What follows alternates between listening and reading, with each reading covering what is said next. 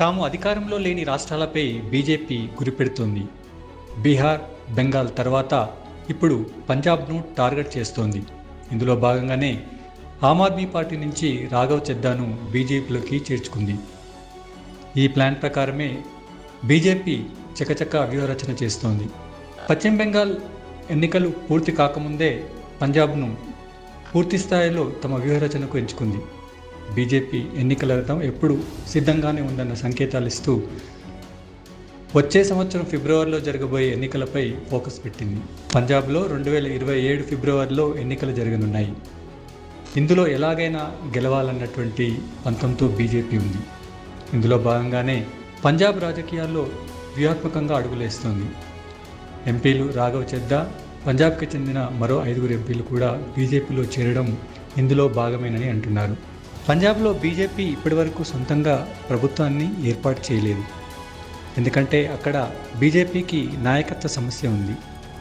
ముఖ్యంగా పంజాబ్లో నాయకత్వలేమి, సిక్కు రైత వర్గం నమ్మకం పొందడం, అలాగే దశాబ్దాలుగా శిరోమణి అకాలీదళ్కు జూనియర్ భాగస్వామి ఉండడం, దీనివల్ల బీజేపీ అక్కడ పూర్తి స్థాయిలో ఎదగలేకపోయింది. వ్యవసాయ బిల్లుల విషయంలో 2020లో బీజేపీతో విడిపోవడానికి ముందు శిరోమణి అకాలీదళ్ బీజేపీకి మిత్రపక్షంగానే ఉంది. బీజేపీకి అధికారంలో రావాలంటే దానికి రాష్ట్రంతో సంబంధం ఉన్నటువంటి నాయకులు అవసరం. ఇప్పుడు బీజేపీలో బీజేపీకి ఉన్న ఏకైక ప్రముఖ నాయకుడు రవనీత్ సింగ్ బిట్టు. ఆయన కాంగ్రెస్ నుంచి బీజేపీలోకి మారారు. దీంతో పాత నాయకులు, కొత్తగా చేరిన వారి మధ్య విభేదాలు, వ్యూహాత్మక గందరగోళం నెలకొంది.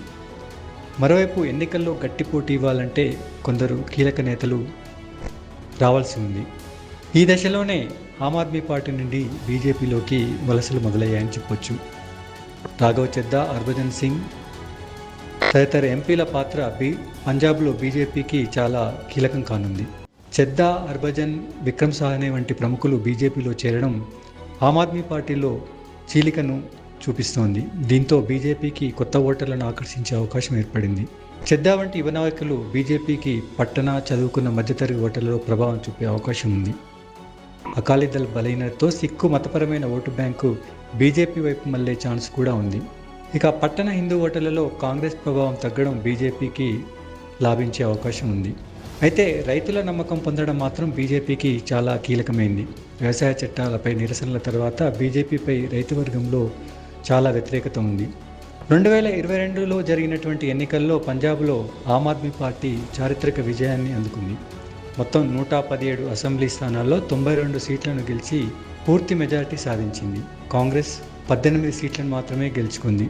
శిరోమణి అకాలీదళ్ 15 నుంచి 3 స్థానాలకు పడిపోయింది. ఇక బీజేపీ స్వతంత్రంగా పోటీ చేసినప్పటికీ పెద్దగా ప్రభావం చూపించలేదు. దీంతో ఈసారి వచ్చే ఎన్నికలు బీజేపీకి చాలా కీలకమని చెప్పొచ్చు.